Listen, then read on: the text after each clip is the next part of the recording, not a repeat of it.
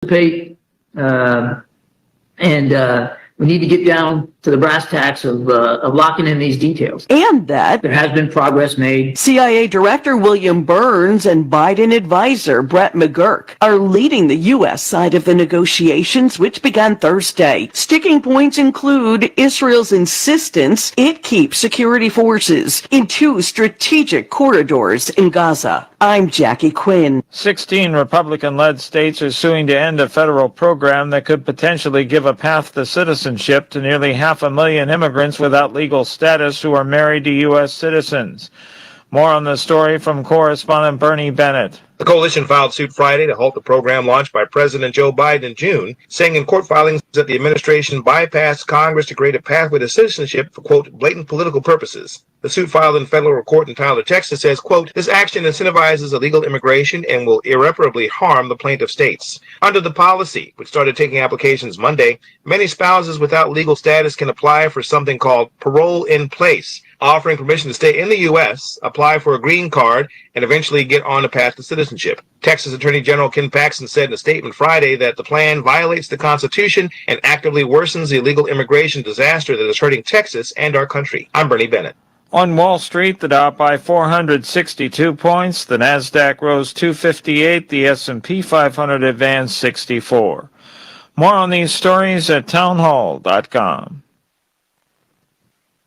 Wesley Financial Group is not a law firm. If you own a timeshare, don't miss this public service announcement from Chuck McDowell, founder of Wesley Financial Group. If you receive an unsolicited phone call or mail piece to discuss selling, renting, or especially canceling your timeshare, don't fall for it. If you really want out of your timeshare, hang the phone up immediately or throw that mail piece in the trash and contact your timeshare resort or Wesley Financial Group for assistance with your timeshare. As the only Inc. 500 timeshare cancellation company, our knowledge, experience, and results has made Wesley a trusted resource for over 40,000 families we've helped get out of their timeshare. Give us a call and I'll send you our timeshare exit information kit free with the straight facts about your timeshare and all of your options for cancellation. Call for your free info kit, 800-483-3030. 800-483-3030. 800-483-3030. In California, it's pack 'em up and move 'em out. Officials have cleared a growing homeless encampment at Dockweiler State Beach in Los Angeles. The cleanup operation organized by L.A. City Council member Tracy Park and the county. It comes more than a month after Governor Gavin Newsom directed state agencies to quickly clear encampments on state land. He threatened to take away funding from counties that failed to take action. The beach is part of California's state park system, but the county provides its maintenance and lifeguard services while the city handles policing. Rich Thomason reporting. Tropical storm Hone is expected to deliver strong winds and heavy rain to Hawaii this weekend as it passes south of the island chain. It's expected to strengthen to a Category 1 hurricane for part of the time. The National Weather Service issued a tropical storm watch that was in effect Friday for Hawaii County. News and analysis at townhall.com. I'm Keith Peters. This is Ian with AccuClean. With fall quickly approaching, AccuClean knows that it can be all too easy for kids and pets to track in mud, grass, and leaves. Luckily, we know the solution. Now is the perfect time to get your carpets, rugs, and upholstery cleaned as it extends the freshness and life. AccuClean is a veteran-owned and local carpet cleaning company located in the Midlands for over 20 years. Be sure to give us a call at AccuClean today at 803-957-1202 to make sure your carpets are refreshed approaching this season. That's AccuClean at 803-957-1202. We'll see you soon. Hello, this is Stacy Huff, host of Huff Nation Sports Zone, each and every Saturday, 10 to 11 a.m. right here on 100.7 FM, The Point, and also 1470 a.m. It'll be a fun trip around the world of sports. Huff Nation Sports Zone, check it out.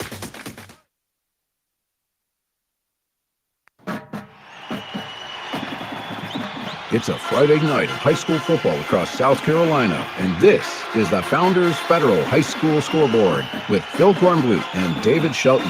We've got you covered with all the scores from tonight, plus game reports and coaches' interviews.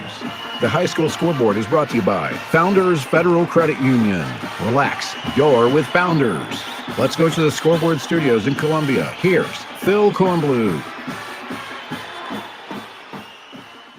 And good evening, everybody. Welcome into the High School Football Scoreboard, brought to you by Founders Federal Credit Union. It's a Founders Federal Football Friday nights here once again across the state of South Carolina. A pleasure to be on board to bring you the scores from across the state every Friday night from now until December. And like we always say, here it is August, and before we blink, it'll be October into region play. Blink again, November playoffs, and then December championships. Back at our studio in Columbia, we welcome back the one and only J.P. Barry.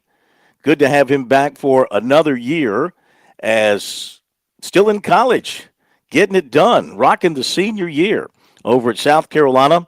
Great to have J.P. with us tonight. He'll be taking the phone calls, getting the reporters online, going to talk to some coaches. David Shelton will be with us in about 15 minutes to start breaking it all down. But first and foremost, of course, you want to get to those scores and hear the final scores and some in-progress scores as we have them tonight. So let's give you what we've got so far.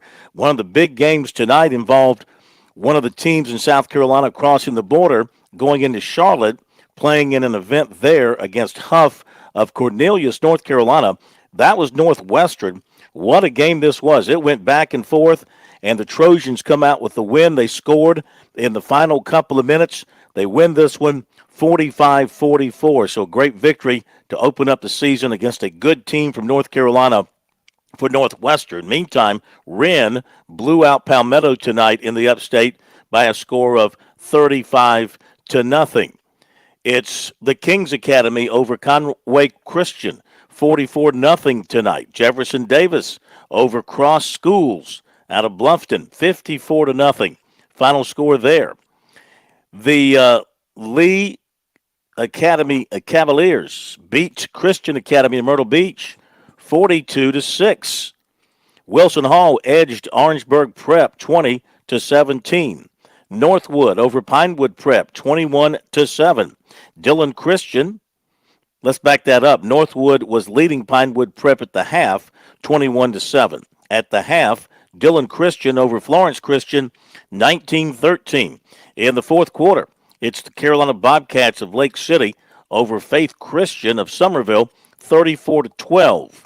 Halftime score, Porter Gowd over First Baptist, 28-14. Of course, you can assume that these games at the half have moved on, third quarter, maybe into the fourth quarter.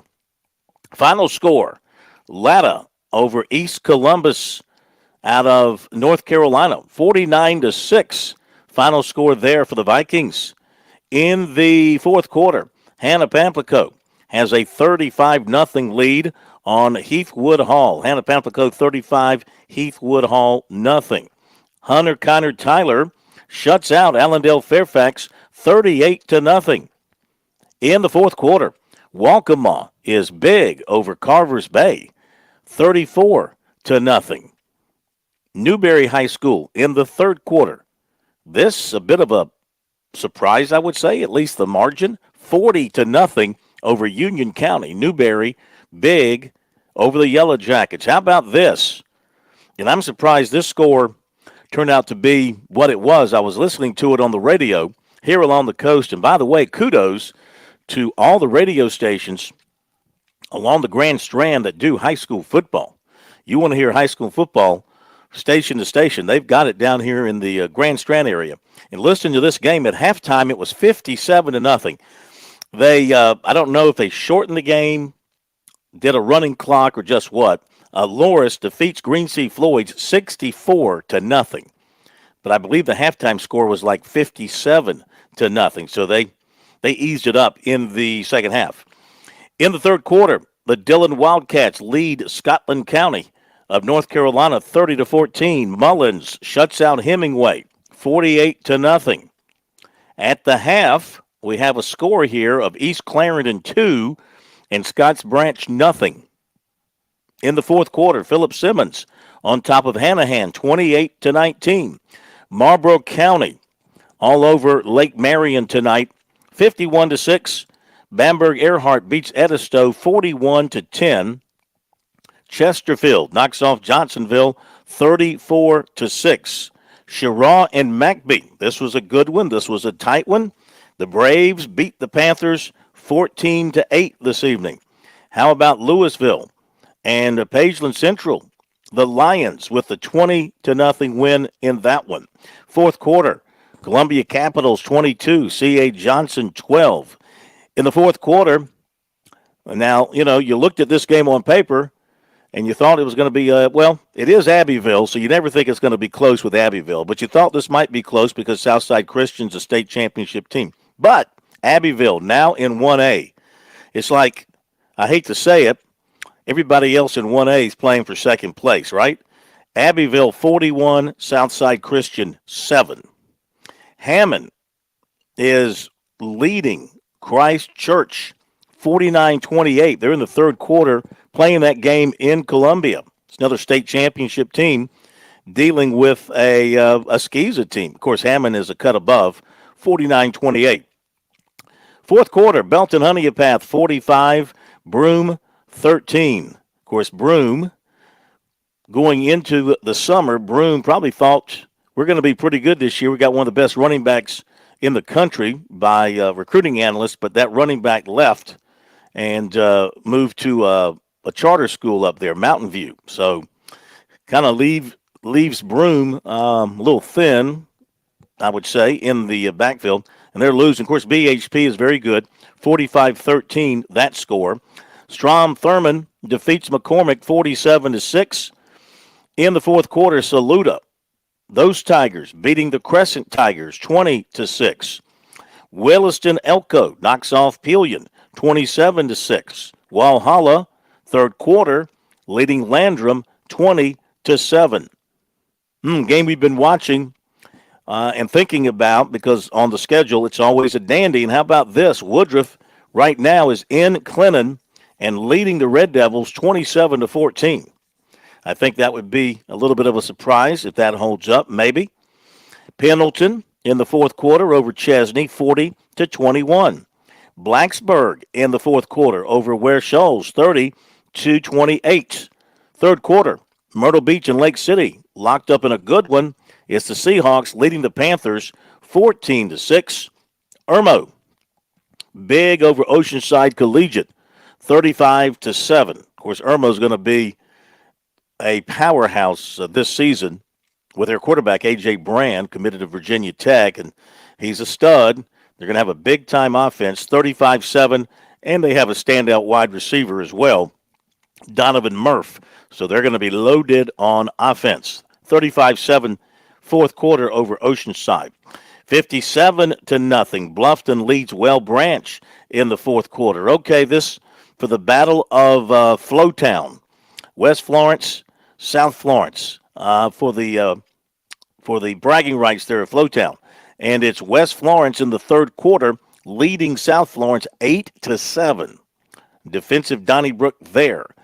In the fourth quarter, Darlington has a 26-21 lead over Lamar. You know, this Darlington program down for so many years, but starting to show some new life with their new coach, relatively new coach, I believe.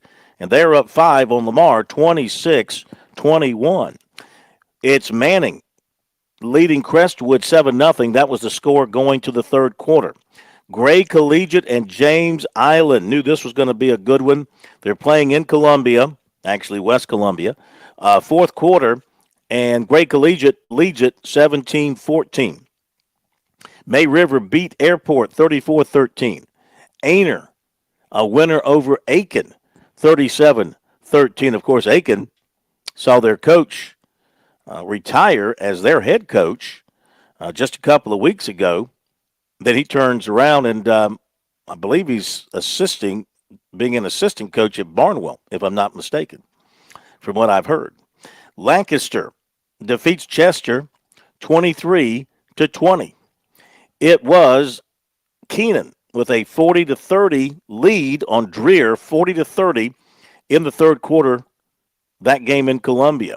Into the third quarter, AC Flora leading Westwood 28-6. In the fourth quarter, Powdersville leading Seneca 34-29. In the fourth quarter, always a big rivalry game here between the Green Wave and the Blue Flame. Anybody got a better nickname than Pickens? The Blue Flame, I mean, seriously. 34-26, however, it's easily leading right now, 34-26 in that one. And updating some other scores. Daniel in the fourth quarter with a 41-14 lead on Chapman. In the third quarter, Liberty and Fountain Inn. That's a 2020 game. Emerald defeats 96, 14-6. In the fourth quarter, West Ashley on top of Lucy Beckham, 10-7. Again, that's in the fourth quarter. Into the third quarter, Somerville up on Stratford, 28-14. It's a final in Columbia. Rivalry game to open the season.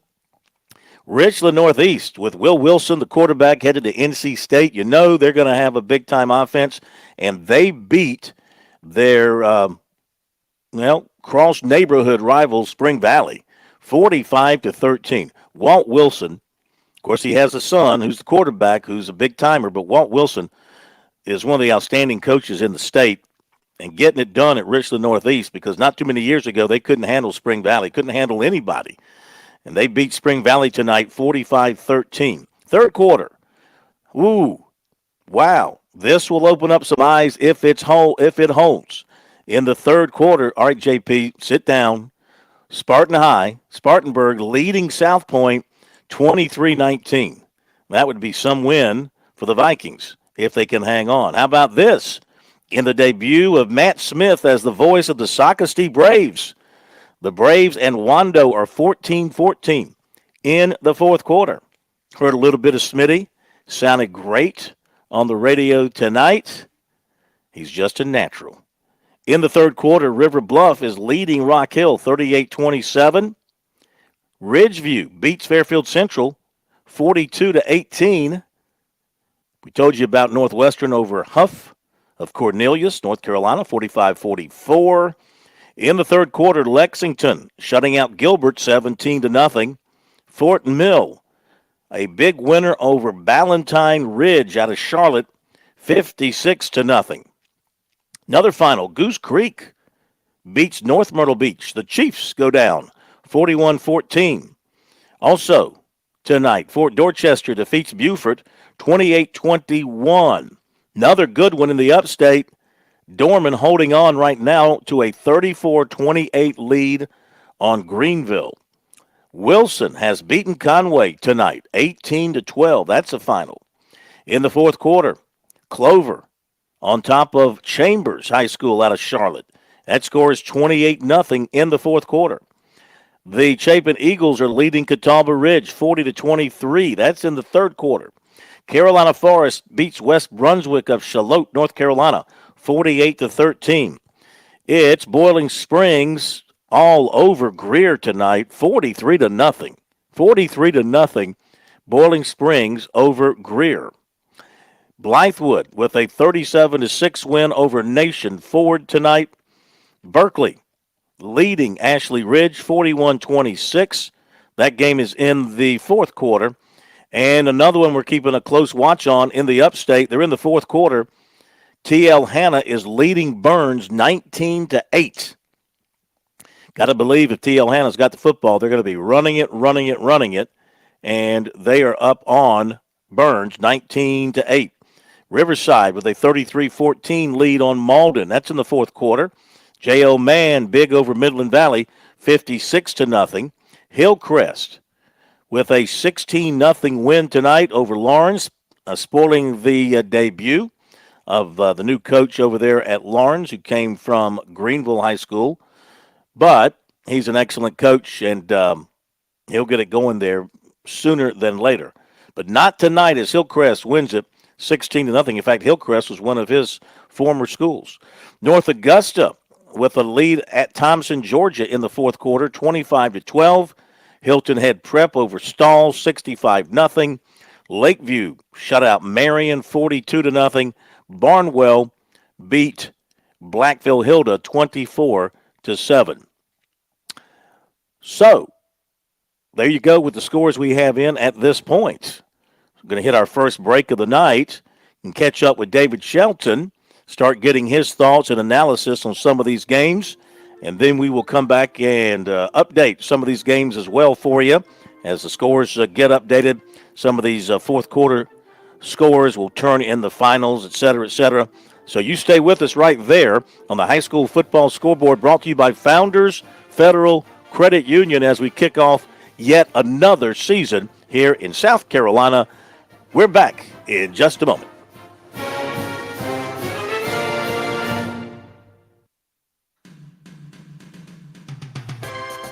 Founders Federal Credit Union believes in empowering future generations, helping to our youth Smart Start as they begin their financial journey. Discover Smart Start by Founders. Start off with Smart Start savings with a low minimum balance of just $5. Teach responsible spending with a free debit card, text alerts, and no minimum balance. Jumpstart a lifetime of saving and investing with a Smart Start 12-month certificate featuring flexible deposits. Start with just $100 and add more deposits at any time. Finally, dive in deeper with fun educational resources. Founders is excited to team up with you with resources and support to give our youth a smart start towards a brighter tomorrow. Learn more at foundersfcu.com/smartstart. Federally insured by NCUA. Membership qualification required. Terms and conditions apply.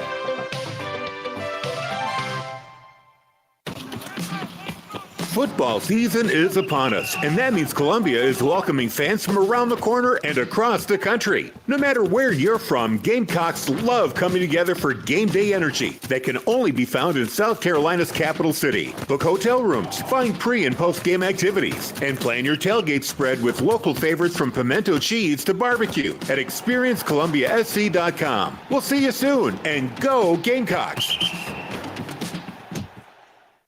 South Carolina's taste buds have spoken, and they're asking for beef.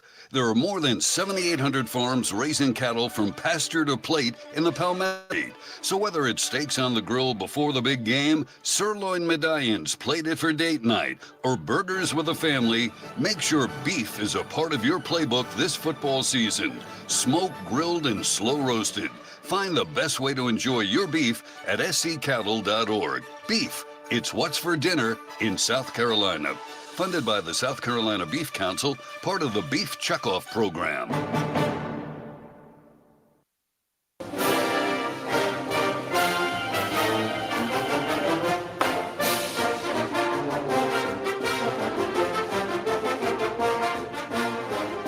We are back on the high school football scoreboard. It is brought to you by Founders Federal Credit Union. Happy football season to you all across the state of South Carolina as the high school league teams get rolling tonight, what they're calling week 0. I know that drives everybody crazy. It drives us crazy. The SCISA teams are playing week 1, though they played last week, which they called week 0. Even the colleges are calling Saturday week 0 for the few teams that are playing this coming Saturday. So, I guess because you're not playing a complete schedule with all the teams, you call it week 0. But around the state of South Carolina, practically everybody is playing tonight in the high school league. I just got a message from our good friend Jamie Bradford, who is with the Chief Sports app and a reporter and a talk show host from in the Low Country. And he informs us the Summerville-Stratford game was suspended at halftime, with Summerville leading 28-14. He says there were rumors in the student section of, since it hasn't been confirmed, I won't say what, but just some unruliness. He says nothing's been confirmed and no word on if they'll finish the game at some point or not. So 28-14, Summerville leading Stratford, and that game has been suspended at the half because of some concerns there in the student section in the stands. Didn't take long, did it? Didn't take long, first half, first game, for people to do things to upset the apple cart. So that's most unfortunate. And now, you have to err on the side of caution. You can't be too cautious in this day and age when it comes to any kind of indication that something is going on, whether it's, the belief that there were gunshots or knives were pulled or just unruliness. Officials have to move quickly and move smartly and protect everybody. If that means suspending a game, they suspend the game and worry about making it up some other time, or they just declare a victory or declare it a no contest. Get David Shelton's thoughts on that when he joins us here in just a little bit. Expecting David to be with us here before too much longer. We'll also have some reporters checking in with us as their games wrap up across the state of South Carolina tonight.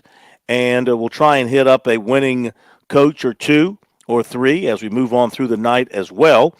Let me give you some more scores. If you're just tuning in, pass along some more of these scores for you. Some others have gone final. Some others have moved into the latter stages of their particular game. And so we're going to get you those scores here in just a moment as I refresh my page. J.P. Barry is back with us on the high school scoreboard for most of this season. He'll be in and out with other duties as what? Play-by-play voice for South Carolina soccer and doing other things in his senior semester at South Carolina to elevate his post-education career with a job, a J-O-B. And he does a great job. It's great to have him back with us. When he's not there, Josh Cohen will be in there. So, Wren over Palmetto, 35-0. South Aiken leading Silver Bluff, 35-18. Here's a new one for me. Greenville Homeschool. The Hurricanes defeat Thomas Jefferson Classical. 30, make that 25-21. 25-21. Couple of new schools on the scoreboard there. Greenville Homeschool, Hurricanes, and Thomas Jefferson Classical, which is out of North Carolina, 25-21. The Kings Academy over Conway Christian, 44-20. Jefferson Davis, 54-0 over Cross Schools. Colleton Prep beats St. John's Christian, 28-13. Lee Cavaliers down Christian Academy of Myrtle Beach, 42-6. Wilson Hall edges Orangeburg Prep, 20-17. Same with Northwood over Pinewood Prep. Field goal difference here, 24-21. Northside Christian, a winner over Calhoun Cavaliers. Calhoun Academy, 33-26. Florence Christian beats Dillon Christian, 30-27. Carolina over Faith Christian, 34-12. These are all Skeeza scores. Porter-Gaud, big over First Baptist, 59-35. To the high school league scores. Latta, 49-6 over East Columbus of North Carolina. Hannah Pamplico downs Heathwood Hall, 35-0. Hunter Connor Tyler shuts out Allendale Fairfax, 38-0. It was Cross over Calhoun County by a score of 20-0. A little bit surprised by the margin of this game as Waccamaw really took it to Carver's Bay. Carver's Bay's got some good players, but tonight it was all Waccamaw, 34-0. Newberry finishes off Union County tonight, 40-14. Loris, 64-0 over Green C. Floyds. Dillon continues to lead late against Scotland County of North Carolina, 37-21. Mullins rolls it up on Hemingway, 48-0. East Clarendon, likewise against Scotts Branch, 32-0. Philip Simmons, late against Hanahan, leading 28-19. Marlboro County has finished up its game with Lake Marion, 51-6.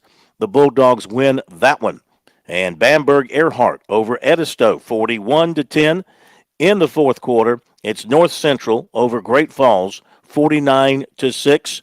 Chesterfield, nice win over Johnsonville for the Golden Rams, 34-6. That final, Sharon edges McBee. Final score there of 14-8. Louisville shuts out Central DePageland, 20-0.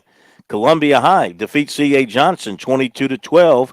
It was Abbeville. Do you crave growth for your business? That's where the point comes in. Fran Halloran here. All right, we'll Kevin hit the Cohen break, and other we'll be back local in just a hosts moment. like me have worked to create a space where listeners transform into family. Are you a local business aiming for the stars? You need to get with Kevin and let him help create an individualized blueprint for your growth using the InfoStage Point Radio. Reach out directly at 563-8558. Teaming with the Point. Make this year extraordinary.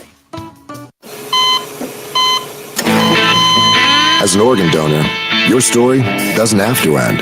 The good in you can live on. In fact, you could save up to 8 lives and restore sight and health for many more. Sign up right now online as an organ, eye, and tissue donor. You'll be happy you did.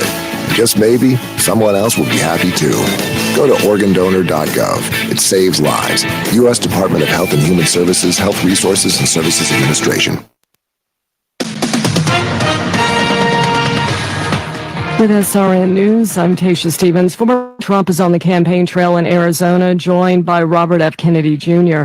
Kennedy, who ended his presidential run just hours before the rally, told the crowds he endorses Trump because he will protect American freedoms. He also revealed that the former president offered him a position in his administration. Trump said that if elected, he intends to create an independent presidential commission on assassination attempts and will release all the documents related to the assassination of JFK. Reports say at least 5 Secret Service agents are being placed on administrative leave related to the assassination attempt on former President Trump last month. One of those placed on leave is the special agent in charge of the Pittsburgh office. Fox News reports more agents are likely to be added. At least 3 people, 4 more injured after a stabbing spree in West Germany. This is SRN News. Hey you, I knew I'd find you back in the same aisle. What are you looking for today? More fiber, more laxatives, more of the same ways to manage your constipation? Look, if your constipation with belly pain keeps coming back, you may have irritable bowel syndrome with constipation, or IBS-C. Ask your doctor how Linzess can help you get ahead of it. Linzess linaclotide is a prescription medicine that treats IBS-C in adults. It's not a laxative. It's a once-daily pill that helps you get ahead of your symptoms. It's proven to help you have more frequent and complete bowel movements and helps relieve overall abdominal symptoms, belly pain, discomfort, and bloating. These symptoms were studied in combination, not individually. Do not give Linzess to children less than 2. It may harm them. Do not take you have a bowel blockage. Get immediate help if you develop unusual or severe stomach pain, especially with bloody or black stools. The most common side effect is diarrhea, sometimes severe. If it's severe, stop taking Linzess and call your doctor right away. Other side effects include gas, stomach area pain, and swelling. Learn more at linzess.com or call 1-800-LINZESS. This year, Dell Technologies' Back to School event is delivering impressive tech with an inspiring purpose. Learn how Dell is helping Computer-Aid, whose work is helping solar community hubs with tech and AI literacy skills to empower remote, displaced, or disconnected communities around the world. Help Dell make a difference and shop AI-ready PCs powered by Snapdragon X Series processors at Dell.com/deals. That's Dell.com/deals. Are you having trouble hearing? Hearing loss can devastate the quality of your life. Now, there's an affordable fix for you or your loved one. Rated in the best hearing aids of 2024 by USA Today, Audion Hearing has the highest quality hearing aids at the lowest prices, just $189. I actually like them better than my old $5,000 hearing aids. I could not believe how my hearing and life changed. Join over 500,000 happy customers by going to audionhearing.com. That's AUDIEN hearing.com. Hi, I'm Angie Hicks, co-founder of Angie. And one thing I've learned is that you buy a house, but you make it a home. Because with every fix, update, and renovation, it becomes a little more your own. So you need all jobs done well. For nearly 30 years, Angie has helped millions of homeowners hire skilled pros for the projects that matter. From plumbing to electrical, roof repair to deck upgrades. So leave it to the pros who will get your jobs done well.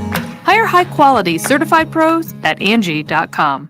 I can't believe tax season is here already. Look at all this info I have to enter. Phil's small accounting firm is growing in numbers. Why didn't I take that typing class in high school? A data entry specialist could really help him in a crunch. I got blisters on my fingers! Indeed can help him hire great people fast. I need Indeed.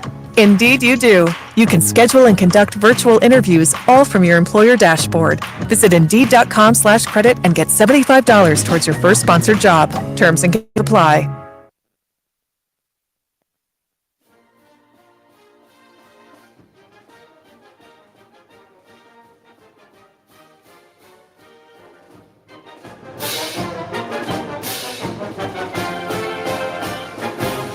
All right, welcome back, everybody, to the high school football scoreboard brought to you by Founders Federal Credit Union. Phil Kornblut at our Coastal Studios tonight after being here on the Palmetto Pigskin Tour, visiting Coastal Carolina. J.P. Barry back at our studios in downtown Columbia. Got reporters starting to roll in. Got more final scores rolling in. Mustin Kapasi, our buddy up in the upstate, tells us that Dorman was leading Greenville 34-7, but now it's a 35-34 game. 35-34 playing Greenville. So a heck of a game going on there. I'm not sure which one. It was Dorman 34-7. So I'm assuming Greenville now is leading 35-34. They're over Dorman. Shootout there. And gotten word that Georgetown has won tonight, which would break a long losing streak for those Bulldogs. Don't have a score right in front of me, but contact tells me that they have won, and it breaks a losing skid of 34 games. First win in 34 games for Georgetown. Okay, just got the score, 13-12. Thank you there, BB. 13-12 for Georgetown over King Street tonight. So, hey, it's always good to win, David Shelton, as David Shelton joins us here once again this season for the high school football scoreboard. David Shelton of the High School Sports Report and the Charleston Post and Courier. Best in business. Been at this about as long as I have. Been together for going on basically 3 decades. So it's great to have David back with us as he roams the Low Country watching games. And welcome in, sir. How are you? Well, Phil, I think I've been doing this too long because I am a grumpy old man. I'm telling you, the stuff I just witnessed at a high school football game, I mean, somebody's got to win. But I don't know, before we even had one snap, we had 2 players removed from the game for not having the pants over their knees. Now, how long have you had all summer to stress this rule to your players? And before we have one snap of the football, all we had was kickoff. You got 2 guys. The referee sent a guy off. They put a guy in his place. As soon as he took his spot, referee blew the whistle and sent that guy off. Oh, my. 2 guys in the same position. and I saw 747 penalties tonight. I saw clock issues. I saw a fourth quarter that lasted about 40 minutes. I mean, I should have been done at 10 o'clock, and I got done at 10:20. But to tell you, for all the fans that care, Berkeley defeated Ashley Ridge 41-26. And, it was when they were actually playing and not stopping it for penalties, it was actually a pretty good game. But it won't be the best these 2 teams will play this year. It was not a pretty game. Yeah. So we're going to chalk that up as week 0, and then we're just going to hope that things get better. So the rule is if your pads or your pants are not down below your knee, that's an ejectionable offense? It's not. It's you got to leave the field, and then you can come back once your knee cap is covered. Gotcha. I don't know how many high school games you've been to, but every year it almost looks like they're playing in gym shorts. Yeah. The workout spandex shorts, because they play like that in the 7-on-7s and all that stuff, and they've stressed this rule. I mean, I've seen it on Twitter. Ian Garen's talked about it. They were talking about it at the Jamborees last week, and it's just like, guys, how do you run out? I mean, do you think you're going to get away with it? And, it was just very frustrating. I was like, now after those first 2, everything, they didn't call that anymore. But then we had illegal motion, we had holding, we had eligible man downfield, we had this and that and the other. And, so the officials got their workout in, throwing one in particular. I'm not going to get into which one it was, but one in particular got a very good workout tossing that yellow flag. I bet. Hey, some of them get paid by the flag. What have you heard out of Somerville Stratford? I got a message that game had been suspended at halftime because of something in the stands in the student section that cause Yeah, concern? but, it wouldn't be high school football in South Carolina if we didn't have to empty the stadium at halftime because of idiots. And we talked about this every year, and there were some idiots.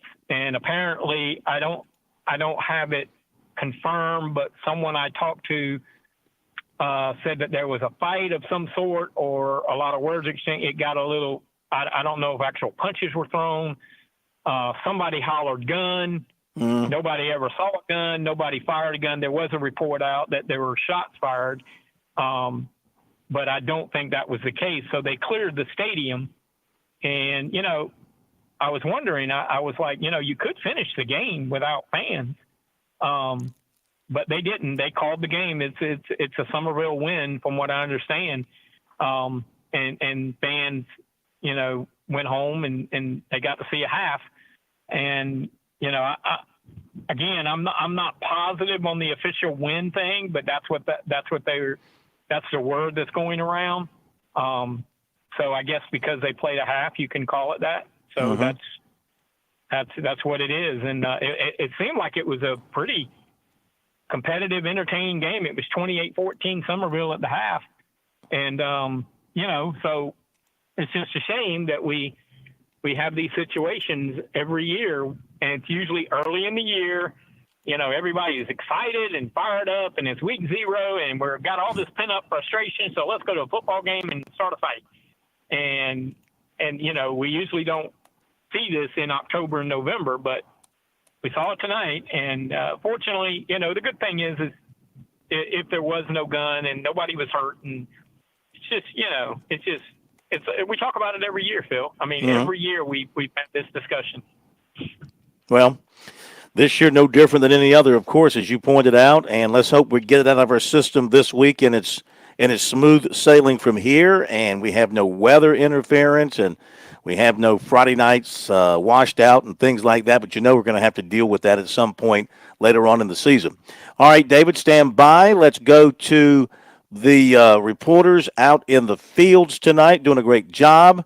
So it's Thomas Grant joining us tonight from the Prep Red Zone, watching a game, I would assume, somewhere around the Midlands tonight. Thomas, welcome in. Great to have you back for another year with us. Where were you tonight? Well, tonight was over at W.C. Hawkins Stadium. It was a non-region game between Irmo and Oceanside Collegiate Academy. Of course, Oceanside won in 2A last year, the state title, and Irmo went all the way to the lower state semifinals. So, and this was a particular game where it looked like it was a sort of a typical type game for two teams just starting out. In the end, Irmo, basically it was the A.J. Brand show once again. He had 4 touchdowns in the 35-7 win, 3 passing, including one, which was probably the play of the game, where with 6 or 5 seconds left in the first half, he ran from one side of the field, fought off 3 tackles, then going to the other side of the field, outrunning a defender to get to the end zone to make it 21-7 at the time. On the other side, you had Oceanside, which came into the game with a 9-game winning streak. Their quarterback, Aiden Manavrian, he had 2 tipped interceptions to start the game, and that's what put them in the early hole. He did have one successful drive where he was able to connect with Gavin Gaspar. He was able to make those slant passes that really made him successful during that playoff run. And they were able to get a 4-yard touchdown run to get within 14-7. Then when Brand had that touchdown to make it 21-7, it was scoreless in the third quarter.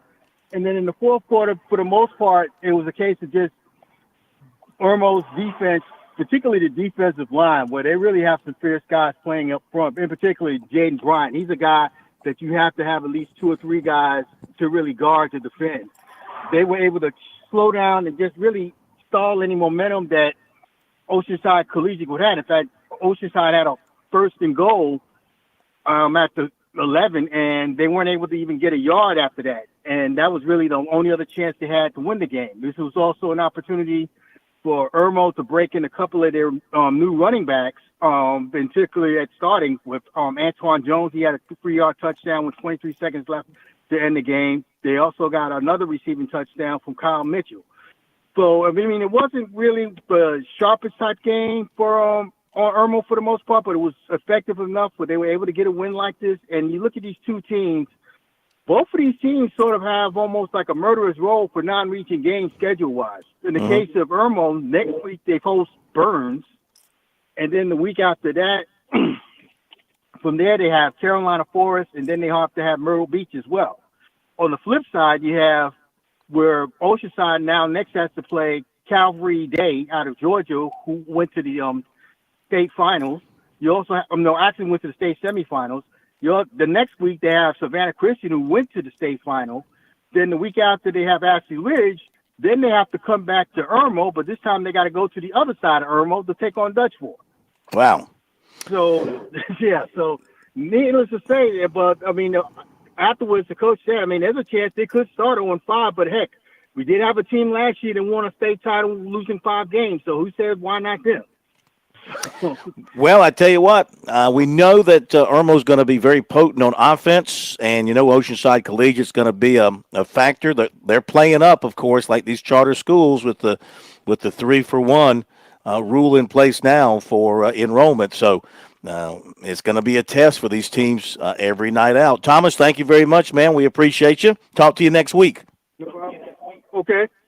Have a great weekend. Okay, let's go to Doug Holliday from Lawrence, the voice of Lawrence High School, where they broke in the Greg Porter era tonight, one of the top coaches in the state. Doug, know he's going to do big things there at Lawrence, given the time and a chance to put his players together. But tonight, it was one of his former schools that took care of business, Hillcrest, the Rams, 16-0.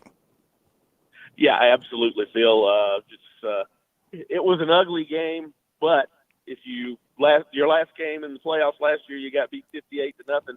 16-0 is pretty nice. The ugly game, no really great individual performances from anybody. Caleb Sutton, the quarterback for Hillcrest, is outstanding. He can run it, he can throw it. I think he ran for about 30 or 40 yards tonight, threw for 150. They scored on really first possession of the game. A busted coverage. Had done pretty good on the defensive side, and they broke a 63-yard touchdown pass. Late in the second quarter, Raiders fumbled on our own 30-yard line, and they went in and got a score, and then that was pretty much it. Again, 16-0, but you can see the progress. I've had people tell me the whole off season, that Coach Porter puts his culture in, and he makes things happen and changes the attitude of the players, and they proved it to me tonight. I was very pleased with the tenor of the team along the sidelines.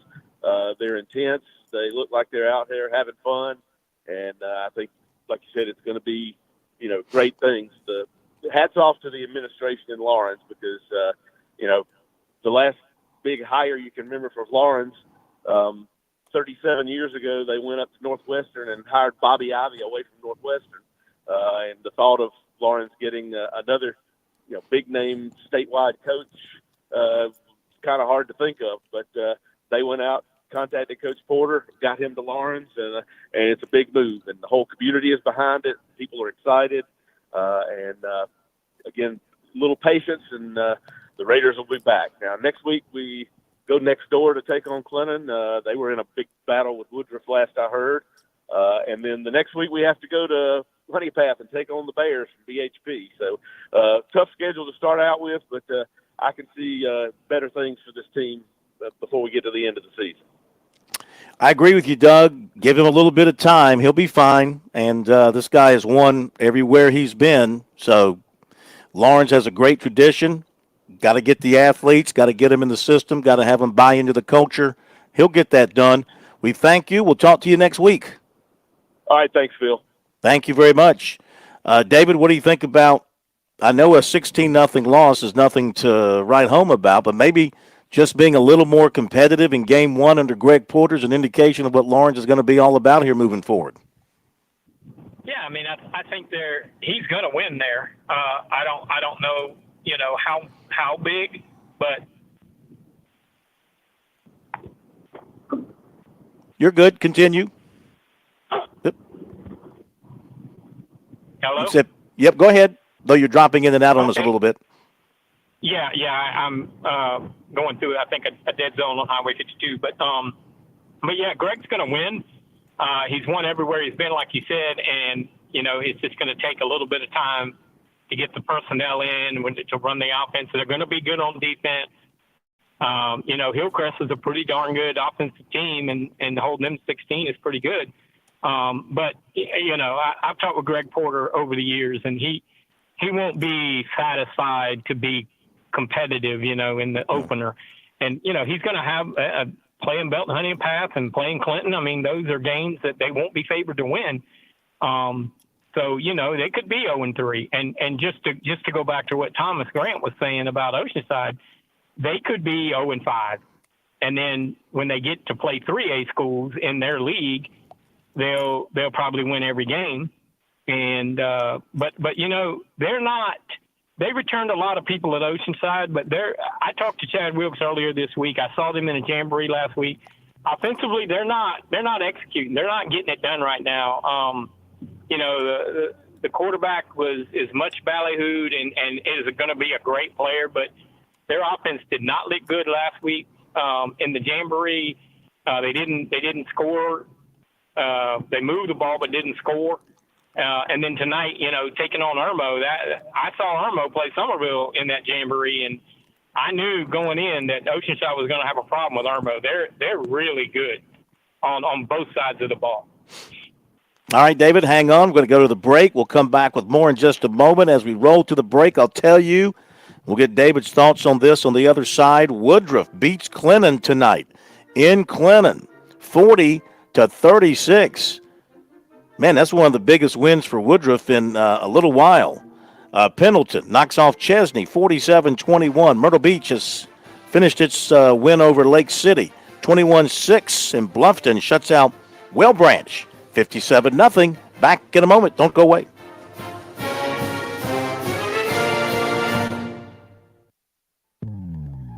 Call Lawyer Lisa.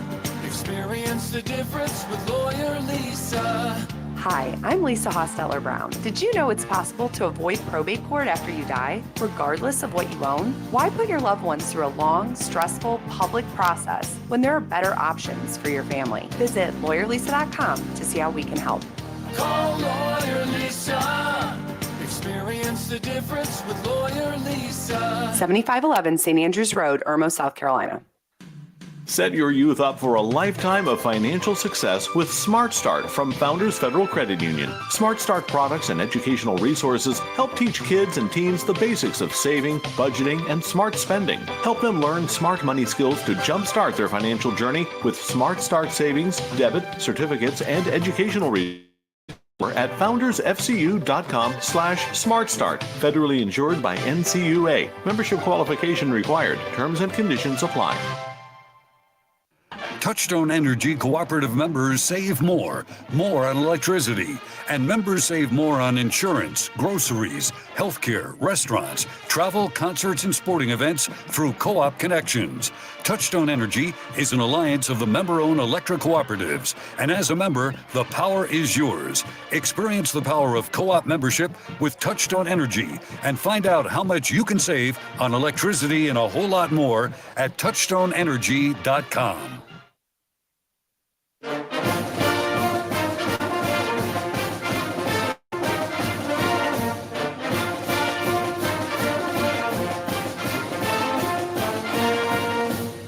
Oh, we got to learn this song. SEC team now. Huh? Be hearing that a lot in October when the Gamecocks go out to Norman, Oklahoma. Okay. Welcome back, everybody. High School Scoreboard. David Shelton's with us. J.P. Barry back in the studios in Columbia. We'll get David's thoughts on that Woodruff game in a moment. But we've got the brand new voice of the Socastee Braves joining us now. Matt Smith on board. Smitty, had a chance to listen to you as I was driving back to the studios tonight from Coastal. You sounded mighty fine, mighty fine. Congratulations. Well, I wasn't in a good mood since there were about 35 penalties in this game, but you sound like David. It finally, finally ended Socastee and Wando. Wando picks up the win in Isaiah Perrin's first game for the Warriors, 21-16. That 16 was an intentional safety there at the end. But, yeah, a lot of penalties and not a lot of great offensive execution on either side. Spoke briefly with Art Craig, new offensive coordinator at Wando after the ball game. He wasn't happy that his team was not able to run the football, so that's something that you're going to see Wando's going to try to remedy that. They did pick up the win, however, which feels really good after a 1-9 campaign in 2023. For Socastee, they had really executed sharply in the Jamboree a week ago with new quarterback Christian Royals, but it was the opposite tonight. Not only were there the penalties, Christian Royals, the first 2 3rd and 8 situations he faced, he threw interceptions and then finished the game. His final 2 of his last 4 passes were intercepted as well. So just a rough first outing for Christian Royals in a game that was really marked by superior defense and uneven play offensively. 2 teams that are truly trying to rebuild. And Isaiah Perrin, he's got his work cut out for him, but I think anybody that saw Wando last season and saw them tonight can see he's going to put his fingerprints on this program, and he's got 2 good coordinators there to do it. Socastee, meanwhile, much improved defensively this season. Last year, they were just hampered by injuries, cluster injuries all over the defense, lost their quarterback early. This year, healthier team, deeper team, probably not quite as talented on the top end, but they've got some good names.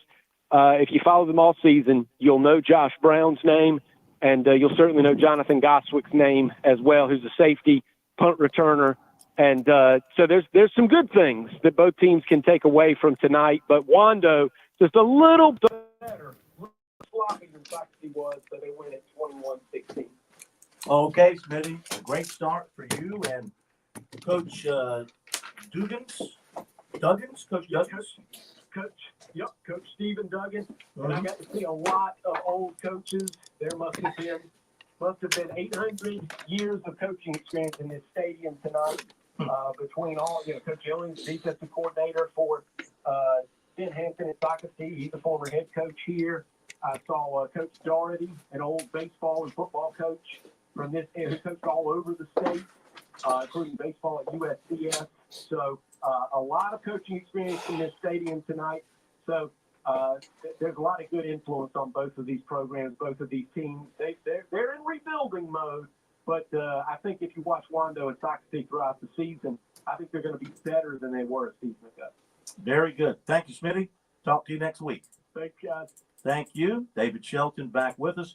Before we hit the break here in less than 2 minutes, thoughts on that Woodruff win over Clinton tonight? That's an impressive win.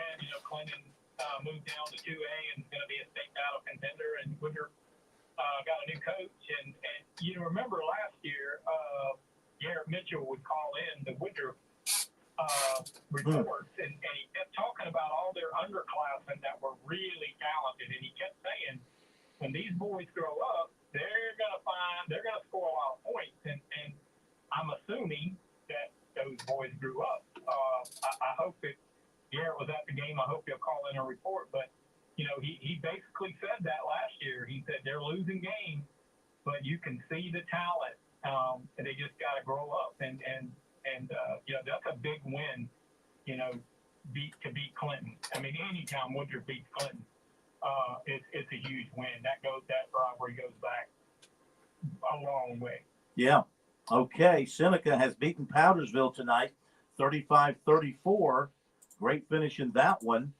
AC Flora, big over Westwood, 42-6. Keenan edges Greer, 40-37. Lancaster over Chester, 23-20. Indian Land, 22. Right, awesome. Thanks. We'll get you on top of the hour. We'll be back.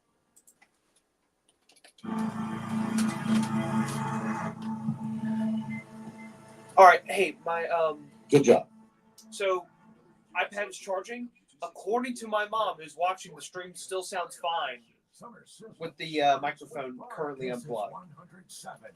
With the microphone currently unplugged.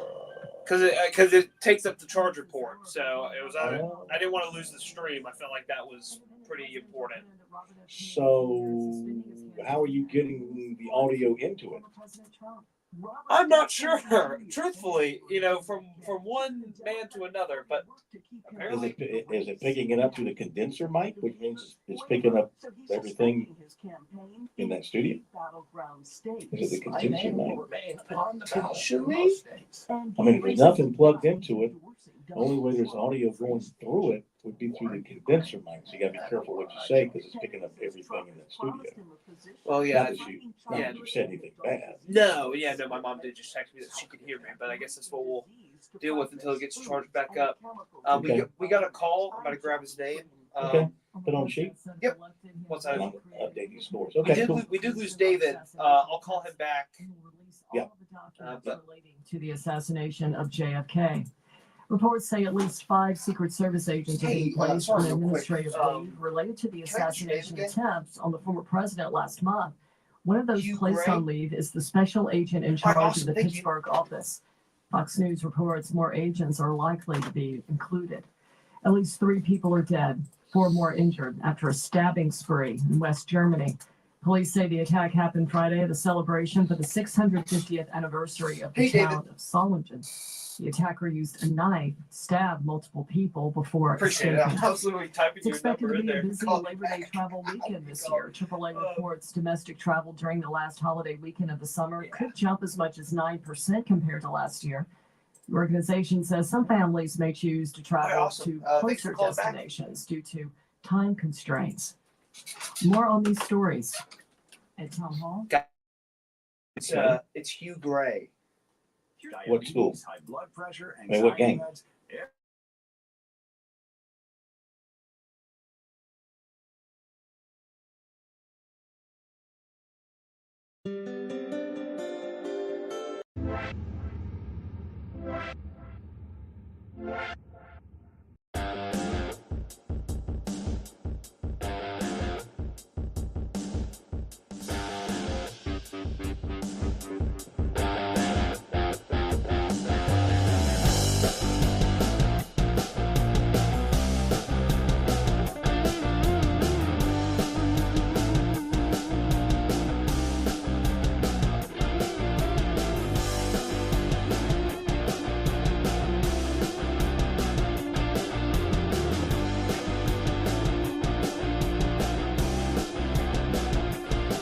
Well,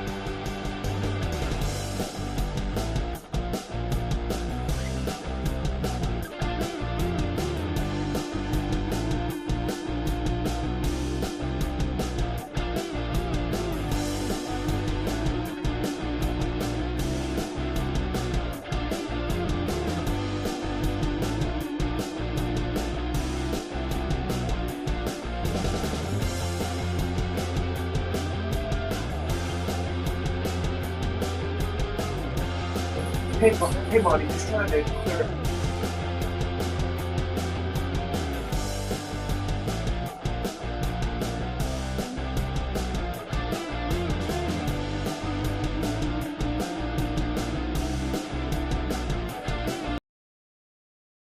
Garrett Mitchell, Monty Dutton, and Kevin Selman.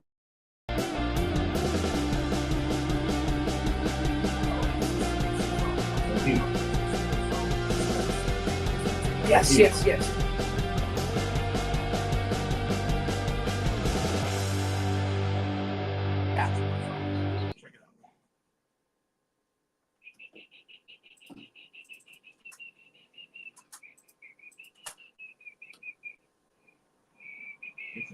All right, the open is in. South Carolina, and this is the Founders Federal High School Scoreboard with Phil Kornblut and David Shelton. We've got you covered with all the scores from tonight, plus game reports and coaches' interviews. The high school scoreboard is brought to you by Founders Federal Credit Union. Relax, you're with Founders. Let's go to the Scoreboard Studios in Columbia. Here's Phil Cornblue. You're live.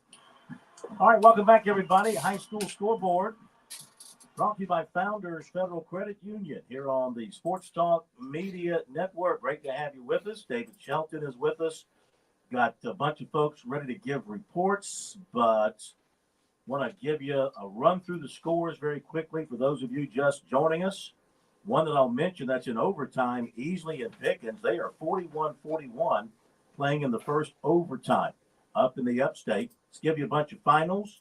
In the upstate, Abbeville 41, Southside Christian 7, Fort Mill 56, Valentine Ridge of North Carolina nothing, Belton Honeypath 45, Broome 14, Blacksburg 44, Ware Shoals 28, Boiling Springs 43, Greer nothing, Lancaster 23, Chester 20, Woodruff 40, Clinton 36, Clover 28, Chambers of North Carolina 20, Saluda 20, Crescent 6, Daniel over Chapman 41-21, Dixie 37, Rich Spring Monetta 19.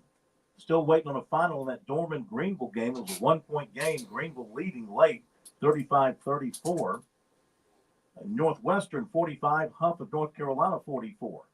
Indianland 22, York 20. Walhalla 20, Landrum 7. Hillcrest 16, Lawrence nothing. Louisville 20, Central nothing. Riverside 39, Malden 20. Strom Thurmond 47, McCormick 6. Emerald 14, 96-6. Pendleton 47, Chesney 21. Seneca 35, Powdersville 34. Spartanburg beat South Point 26-25. Last second field goal. Will Love wins it for the Vikings. Burns falls to Hannah. Hannah wins at 19-16. Burns went for the touchdown and the win at the very end instead of a field goal and came up incomplete.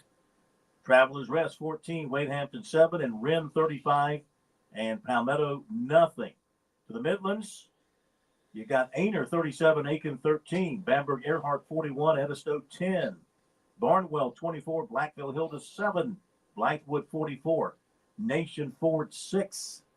It was Columbia 22, C.A. Johnson 12, Ridgeview 42, Fairfield Central 18, Gray Collegiate 17, James Island 14, Hammond 56, Christchurch 28, Hunter Connor Tyler 38, Allendale Fairfax nothing, Irmo 35, Oceanside 7, Keenan 40, Dreer 37, Marlborough County 51, Lake Marion 6, Lexington 24, Gilbert nothing. Lugoff Elgin edged Lower Richland 35-34. J.O. Mann 56, Midland Valley nothing. North Central 56, Great Falls 14, Richland Northeast 45, Spring Valley 13, South Aiken 35, Silver Bluff 18. AC Flora 42, Westwood 6, and Williston Elko 27, Pillion 6. PD Grand Strand. Carolina Forest 48, West Brunswick, North Carolina 13, Waccamaw 34, Carvers Bay nothing. Cheraw 14, McBee 8, Dillon 37, Scotland County, North Carolina 21, Latta 49, East Columbus, North Carolina 6, Anapapico 35, Heathwood Hall nothing. Chesterfield 34, Johnsonville 6. Georgetown beat Kingstree to snap that long losing streak. And what did we say that final was? 14-12, I think it was. I think it was 14-12. Georgetown wins it. Lakeview 42, Marion nothing. Darlington 26, Lamar 21. Loris 64, Greasy Floyd's nothing. Crestwood 17, Manning 14. Mullins 48, Hemingway nothing. Myrtle Beach 21, Lake City 6. Goose Creek 41, North Myrtle Beach 14. East Clarendon 32, Scotts Branch nothing. Wando 21, Socastee 16. Wilson over Conway 18-12.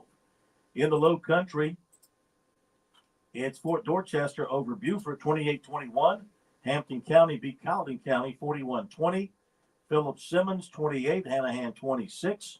May River 34, Airport 13. Hilton Head 65, Stalled nothing.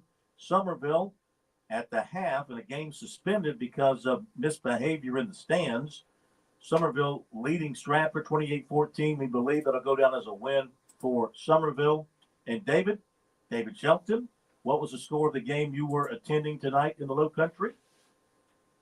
Berkeley 41, Ashley Ridge 26. 41-26, okie dokie.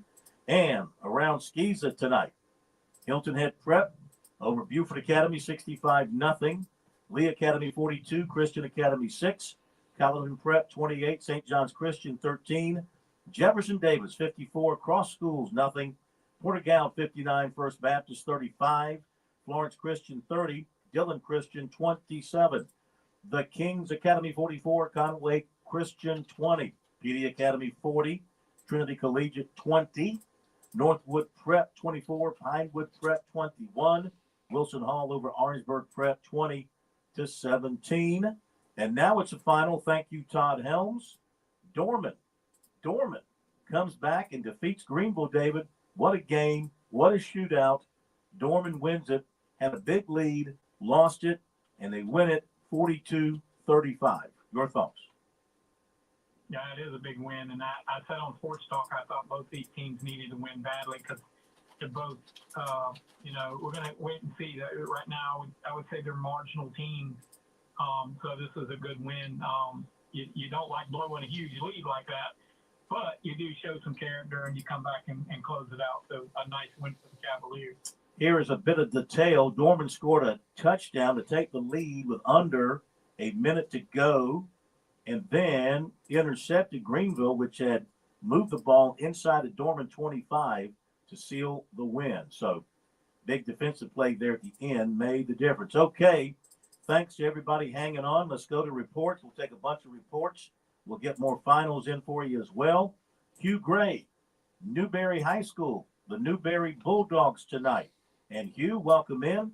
I saw that it looked like it was headed to be a big win over Union County tonight. Yeah, it was, Phil. Newberry opened the season with Union tonight. Coach Cedric Jeter opened his third year at Newberry and opened up a new offense. Went to more of a spread than he's had in the last couple of years.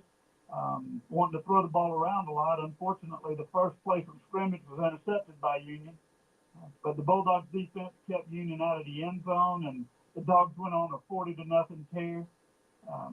One touchdown by special teams, but 5 of the offensive touchdowns were scored by 4 different players.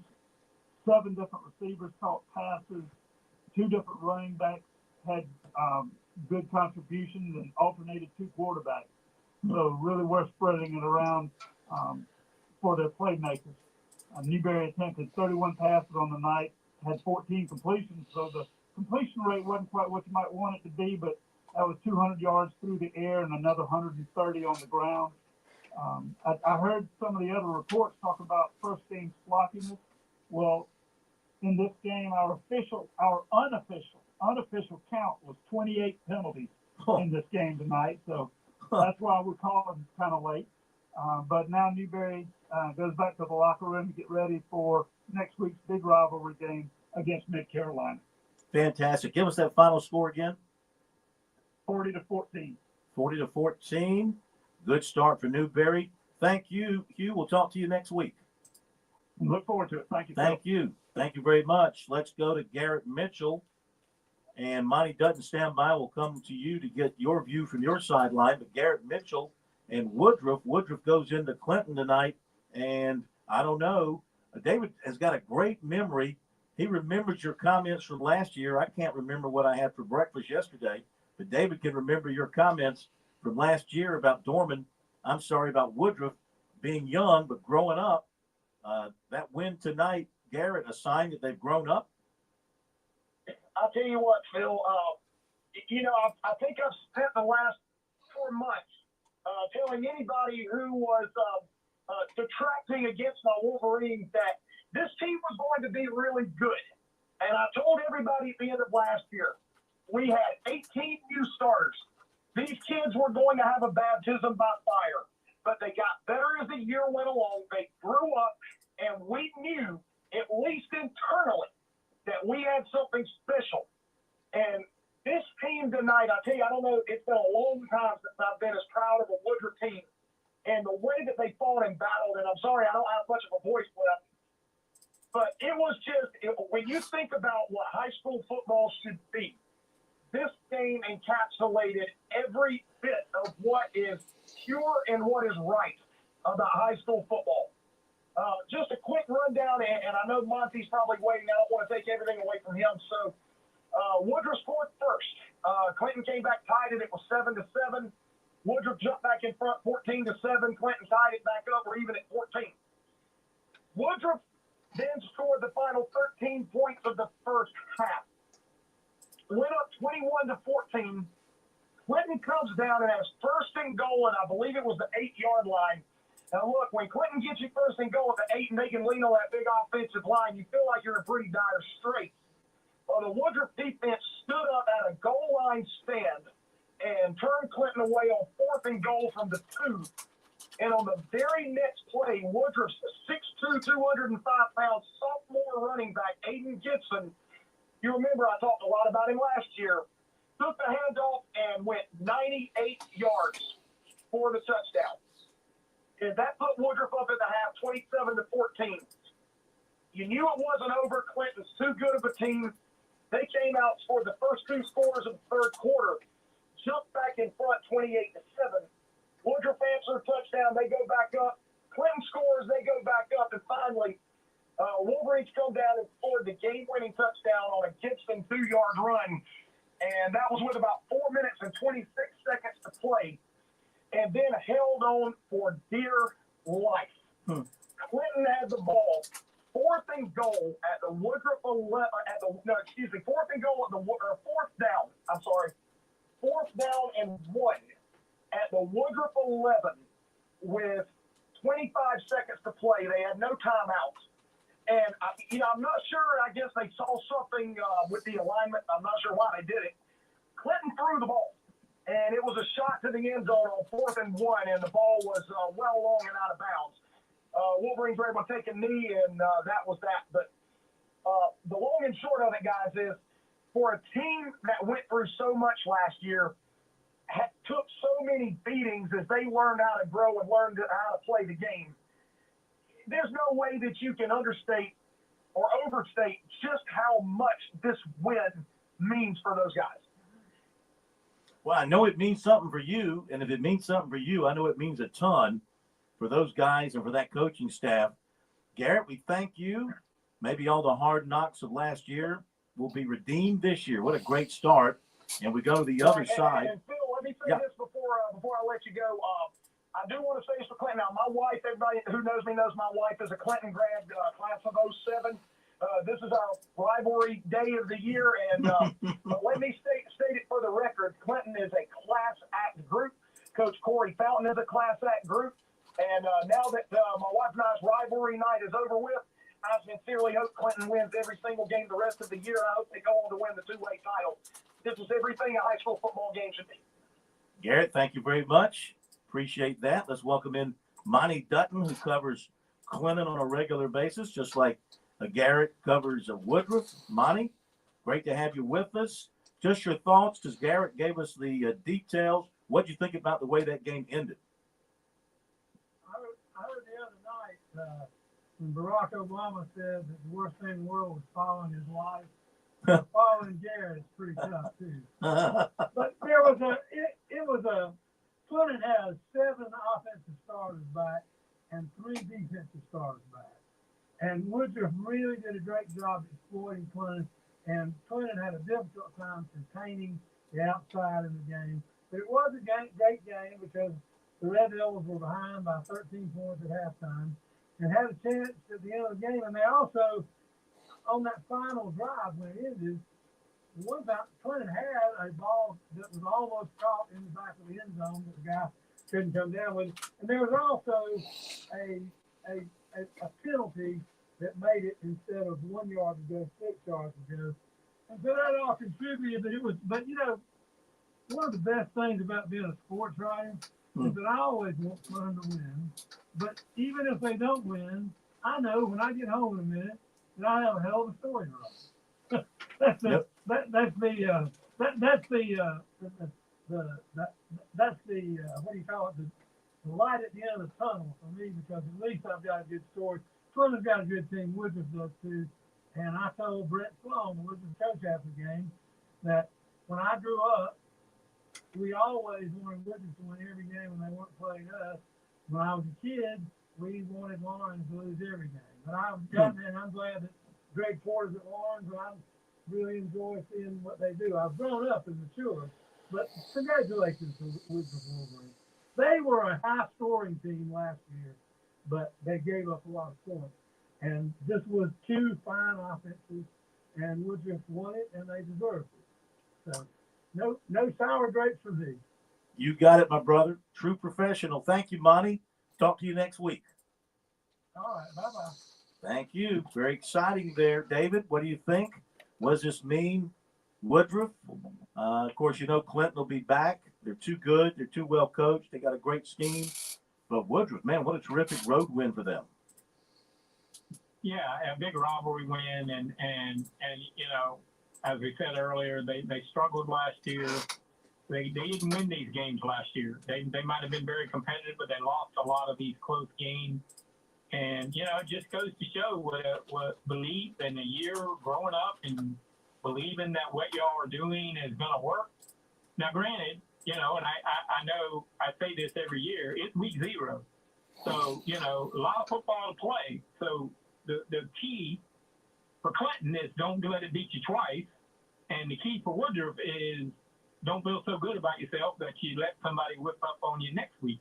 So you just have to keep, you know, it's a long marathon, and this was the first leg. But, you know, had Clinton scored there at the end and won that game 44-40, you know, Woodruff would have been like, oh, here we go again. So this just gives them belief that, hey, if we hang in there with one of the best teams in our area and traditionally in South Carolina, then we can hang with anybody. Well put. Let's go to the break. And as we go to the break, give you some more finals. How about this? In overtime, the Blue Flame holds on and defeats the Green Wave. Pickens over easily, 47-41. Another final, East Side over South Side, 41-0. Another final, St. Joseph's 40, Cardinal Newman 30. Another final, Travelers Rest 14, Wade Hampton 7. Another final, Branchville 27, Whitmire 20. Another final, Pendleton 47, Chesney 21. Back in a moment. South Carolina's taste buds have spoken, and they're asking for beef. There are more than 7,800 farms raising cattle from pasture to plate in the Palmetto State. So whether it's steaks on the grill before the big game, sirloin medallions plated for date night, or burgers with a family, make sure beef is a part of your playbook this football season. Smoked, grilled, and slow roasted. Find the best way to enjoy your beef at sccattle.org. Beef, it's what's for dinner in South. Maybe we'll try Coach Wofford.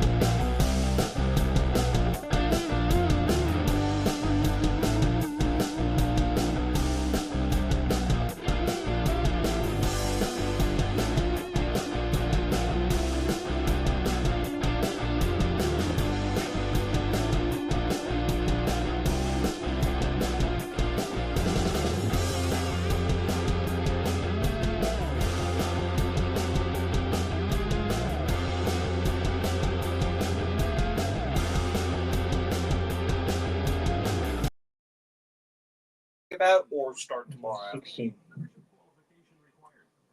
All right, here we go.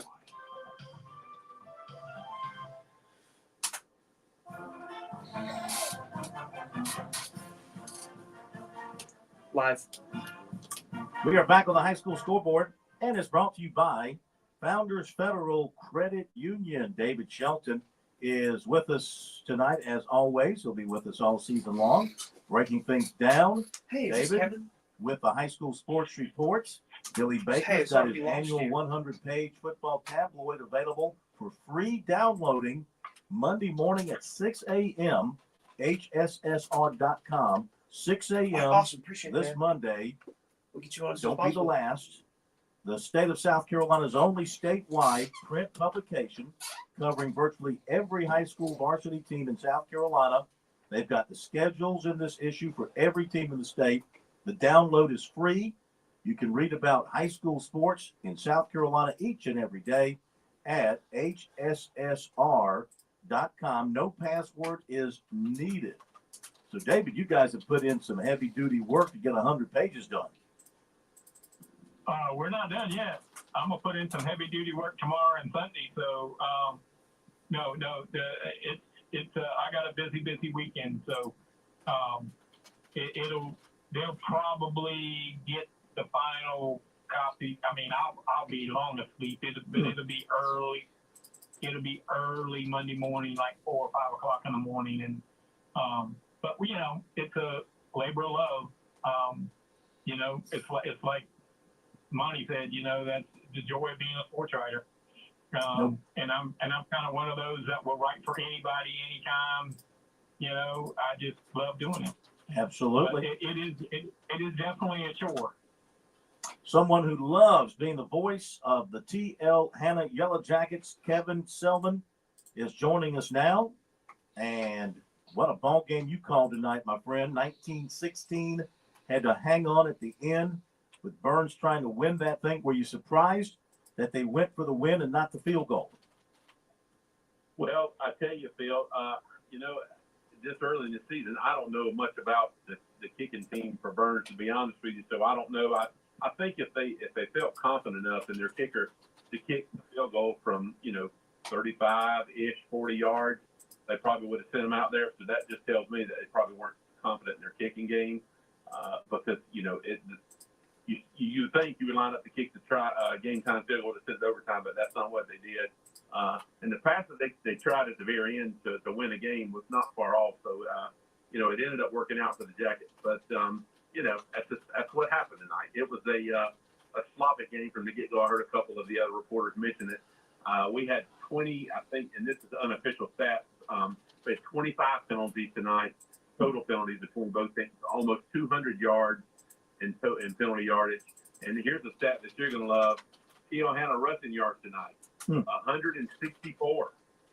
164. We're replacing 5 starting offensive linemen. And our star running back, Katie Patterson, who was a region player of the year last night, did not play tonight. He had been sick. Our quarterback, Brandon Cunningham, who was also returning, he did play tonight, but he has not scrimmaged or practiced a lot in the last couple of weeks because of concussion, but he was cleared to play. So no excuses, but it was just a sloppy night. First game, it reminds me a lot of our first game last year. We played up at Bowling Springs. Found a way to win last year too, but a lot of coachable moments out there tonight for the Jackets for sure. Who you got next week? Well, we got that team called BYE, which is comes at a very welcome time of the year because the following week we're gonna have our work cut out for us as Cutter Woods and the West Side Rams come to T.L. Hanna in 2 weeks. Did you get a final on West Side tonight? I've been looking. West Side does not play until tomorrow night. I believe the name is they're playing a team from Georgia or North Carolina. I believe it's called Creekside. Yeah. They're having some big. It's actually 2 games tomorrow at West Side. A game at 4 and a game at 8. All right. We got to run to the break, but I appreciate that. We were looking for it. Be back after this timeout. Thank you, Kevin. This is Ian with AccuClean. With fall quickly approaching. Who's that? Yes. So a handful of games right. It's at 15%. I'm gonna try to get it. I'm gonna charge it through this hard break, and then I'm gonna try to plug the mic back in.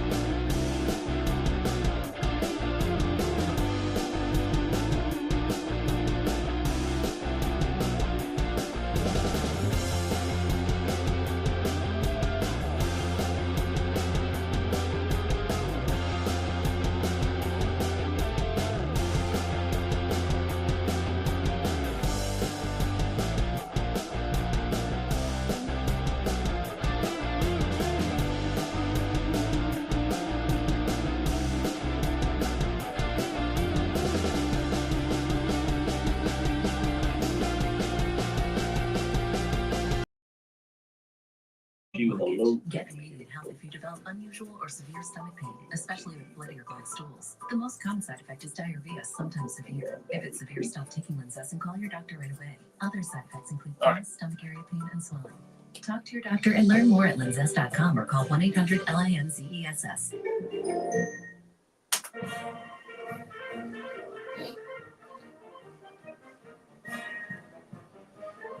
Live.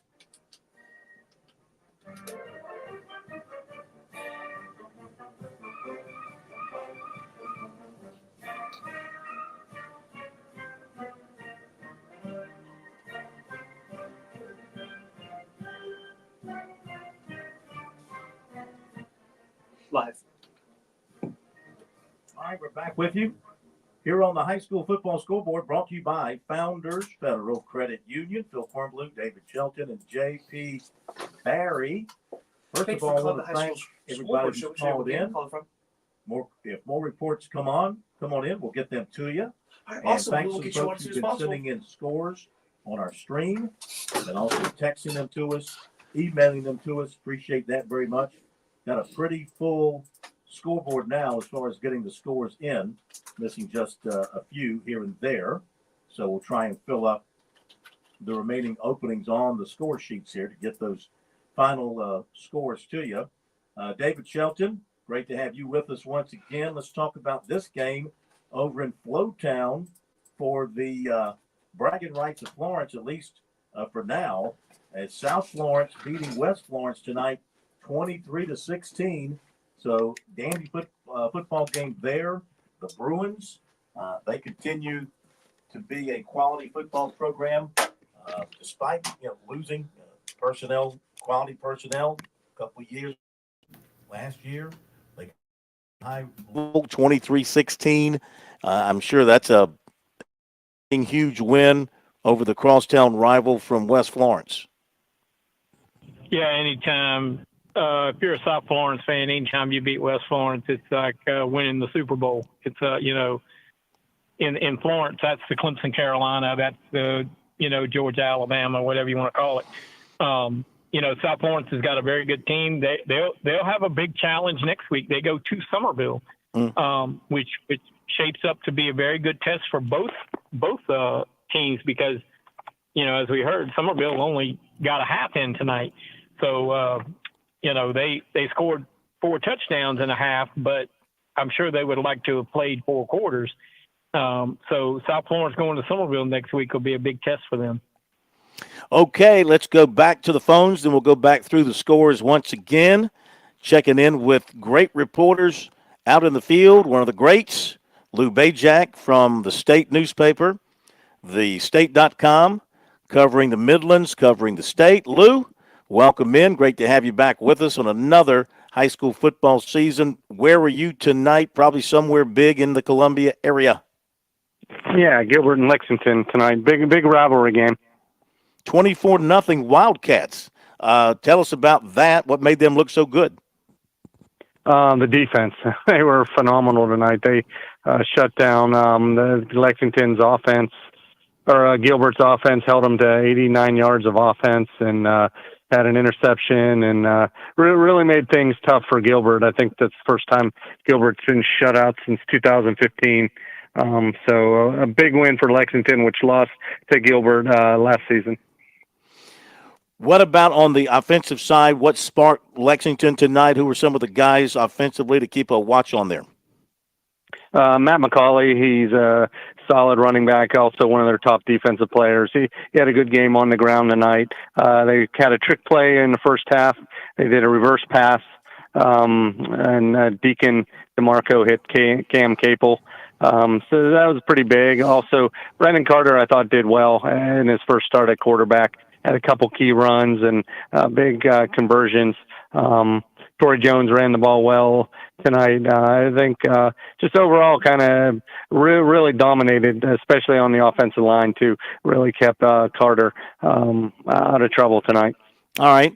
Let's touch on a few others around the Midlands area. Gray Collegiate's defeating James Island. Gray Collegiate playing up. Hammond big over Christ Church. Christ Church playing up, but Hammond is Skiza playing a a championship high school league team, and also the game tonight, Richland Northeast. Big score, big win over Spring Valley. Your thoughts on those games?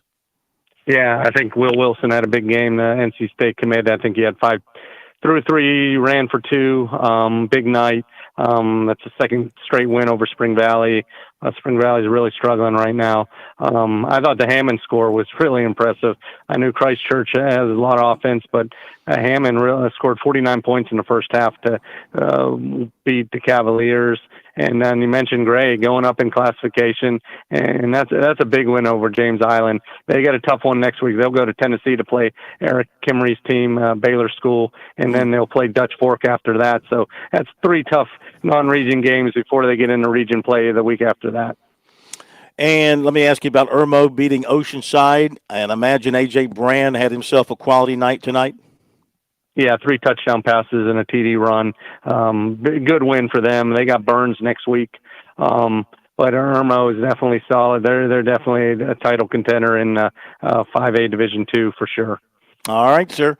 Have a great weekend. Remind everybody to check out your stuff at the State, online at thestate.com, and anywhere else. The state.com, fine. It'll be up shortly. Round up tonight's game along with scores. You got it, my friend. Thank you. Talk to you next week. Thanks, Phil. Appreciate you. Lou Bajak. What about those Columbia teams tonight, David? Those games we touched on, some of those wins, very impressive in every case for the winning team. What did you think about that? Yeah, I thought what Hammond did tonight was really impressive. 49 points in the first half against a quality Christchurch team that, you know, they're a 1A team that's having to play in 3A, but you know, that's about what you know, Hammond would probably be very competitive in 2A in the high school league and maybe even 3A. Hammond is if you didn't have the letters SCISA attached to them, people would really give them a lot more respect than they do now. Now, guys in the business like us, we give them respect because what they've done has been so dominant, and they do it year after year. I mean, they lose guys to big time college programs, and they just keep, you know, they lost Eric Kimmery, and everybody's like, well, now Eric Kimmery's gone. You know, they'll kind of take a back seat, or they'll kind of come back down to everybody else's level. And then Coach Wheeler comes in there and they don't miss a beat. And in fact, they're just as dominant as they were when Eric was there. So, you know, and the Gray win was a good win. I mean, James Island is basically a 4A team, but they're moving up to 5A. They lost a lot of guys on offense. And so they're going to, you know, their defense is going to be good. You know, giving up 17 points to Gray is not an embarrassment, but they're going to struggle to score some until they figure out that offense. And you know, and Gray's not a team defensively that you want to go against if you're struggling on offense, because they're very athletic and well coached. And so good win for them. And you know, again, as I said a couple weeks ago on Sports Talk, a lot of these teams that are making the move up, like Gray, like Oceanside, like Christchurch, like St. Joe's, some of these schools, James Island, you know, they're going to compete okay. They're going to do fine. It's when you get into the third and fourth round of the playoffs where it gets a little separation, where a lack of depth may end up costing you a chance to win.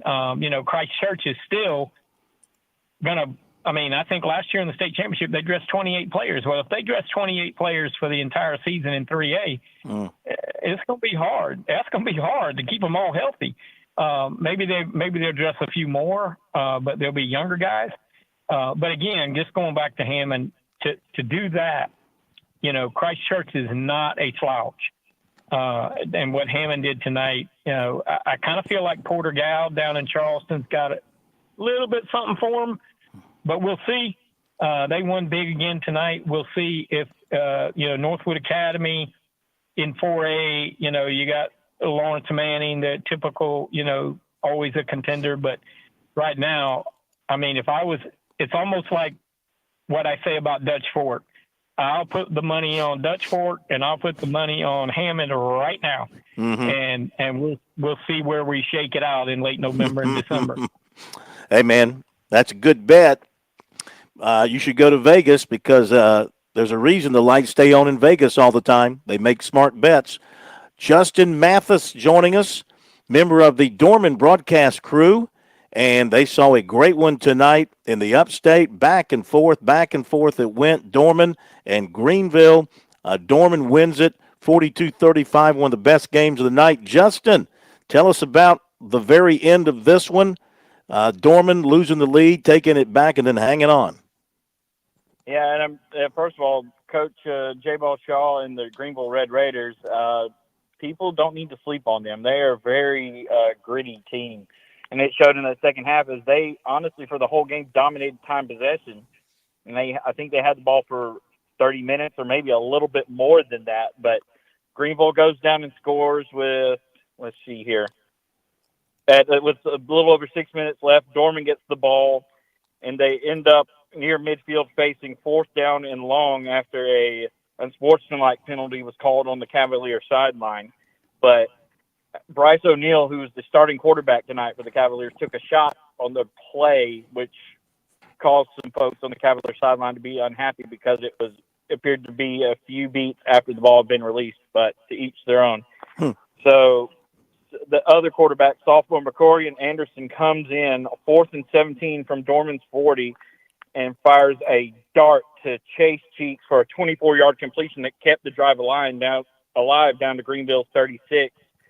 And then Dorman methodically ran the ball down, and Nick Means toted the mail tonight for the Cavaliers. He scored the go-ahead touchdown on a 21-yard jaunt with 55 seconds left. And just some stats for this game, total offense. Greenville actually outgained Dorman 380 to 376. But Nick Means 13 carries, $122 on the ground for Dorman, and 3 rushing touchdowns to help power the Cavaliers to a thrilling 42-35 victory here at Cavalier Stadium. What a way to start the season. Justin, thank you very much. Great job, I'm sure, on the call tonight over there for Dorman Radio on our affiliate, WQUL, up there in Woodruff. And you guys have a great weekend. We'll talk to you next week. Yes, sir. We'll be heading down to the Peach State in Georgia. We'll look to hear from you. Thank you, sir.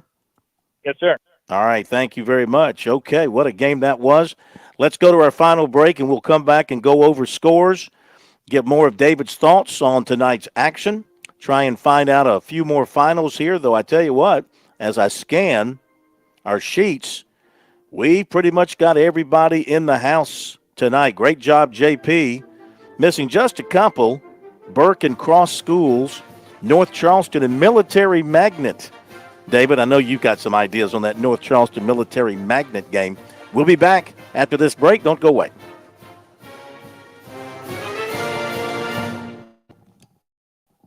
In Columbia, South Carolina, game days are our specialty. Whether you're watching the game from inside the stadium or from the big screen at your favorite local spot, the energy remains the same. Craft the perfect fall Saturday in a city where there is plenty of action on and off the field. From tubing and kayaking to Soda City to rooftop restaurants and plenty barbecue. We're ready when you are. Plan your weekend at experiencecolumbiasc.com. Set your youth up for a lifetime of financial success with Smart Start from Founders Federal Credit Union. Smart Start products and educational resources help teach kids and teens the basics of saving, budgeting, and smart spending. Help them learn smart money skills to jumpstart their financial journey with Smart Start savings, debit, certificates, and educational resources. Learn more at foundersfcu.com/smartstart. Federally insured by NCUA. Membership qualification required. Terms and conditions apply. Touchstone Energy cooperative members save more on electricity, and members save more on insurance, groceries, healthcare, restaurants, travel, concerts, and sporting events through Co-op Connections. Touchstone Energy is an alliance of the member-owned electric cooperatives, and as a member, the power is yours. Experience the power of co-op membership with Touchstone Energy and find out how much you can save on electricity and a whole lot more at touchstoneenergy.com.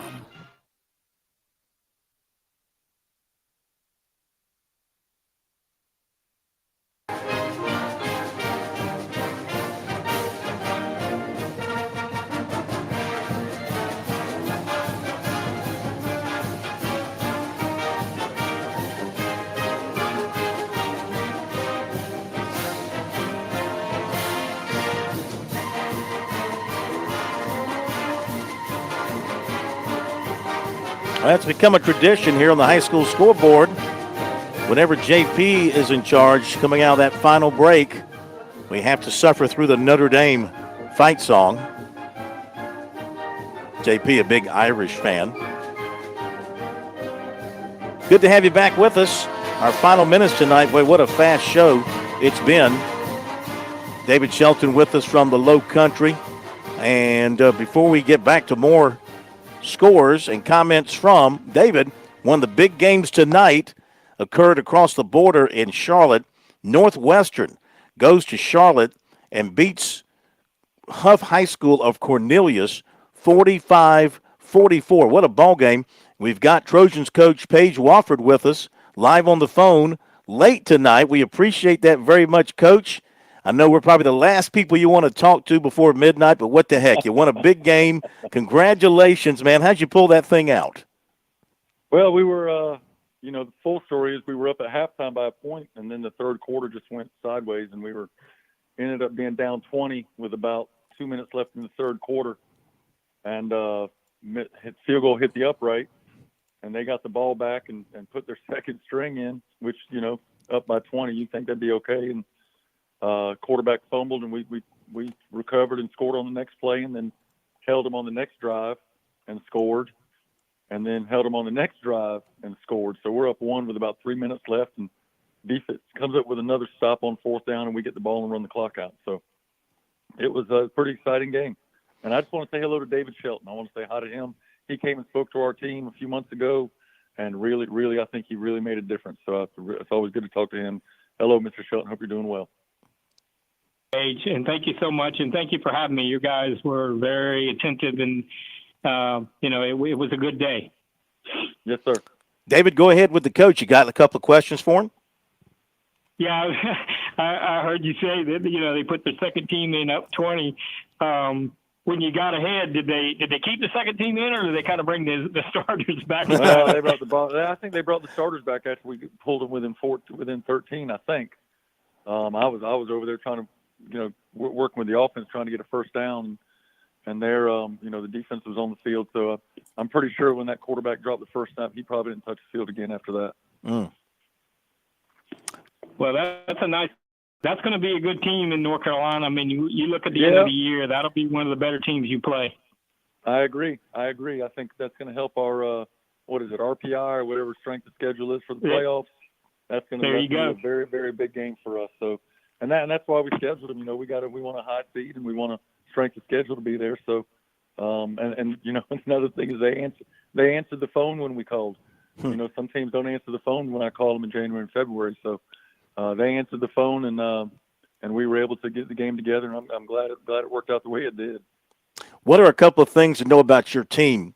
Because now people are going to know about your team. But what are a couple of things to know about your team after this win tonight? Well, I think. Have to realize that they better be ready to play for 4 quarters because we're ready to play for 4 quarters, and that's kind of how we go about our business throughout the week and talk about it and talk about the game. And it kind of came to fruition tonight. Thank goodness the kids believe in what we've been telling them, and they we've got an offense that can put some points on the board, and a defense, believe it or not, that's pretty good. Tonight doesn't really you can't really point tonight and say, man, what a good defense. But they really buckled down in the fourth quarter, started getting turnovers and some turnovers on downs and things that we thought they could have been doing the whole game. So it was good to see. Who you got next week? Ridgeview, the Ridgeview Blazers. They're out of Columbia. Oh yeah, they got a nice win tonight. They beat Rock Hill tonight. Yeah, they got an impressive win. River Bluff beat Rock Hill. I'm not sure. I can't. Oh, remember my who bad. Ridgeview You're right. played, but Yeah, my bad. River Bluff. Yeah. River Bluff beat Rock Hill, and I hate it for Coach Birch, man. He's such a good guy taking over that Rock Hill program. Very, very good football coach and a very good man. So I'm sure he'll have them ready to play next week. But I think I can't remember who Ridgeview plays. I should know. I feel bad I don't, but I guess we'll get that film tomorrow and be able to watch it. I'll see if I can find that here in just a moment. Yeah, you're right. 48-34 River Bluff over Rock Hill. We thank you. Just wanted to reach out to you because I know that's a big win for your program. Great way to open the season. Good luck. We'll be talking to you again. Yes, sir. I appreciate it. Call anytime. Yes, sir. Thank you very much. Try to call you before midnight in the future, but thank you. All right, Paige Wofford. Great win for those guys, David. They've they've had some high moments. They've been a little down, a little here and there, but that's a great indication of where they're headed this year. Build on something like that, and you got something special moving forward. Yeah, the last 3 years they've been right there at the top in 4A, and now they're moved. They'll be a 5A, I guess, Division II team, and they're going to be in the hunt. I mean, I say this every year. I've said it for the 30-something years we've been doing this show or whatever it is.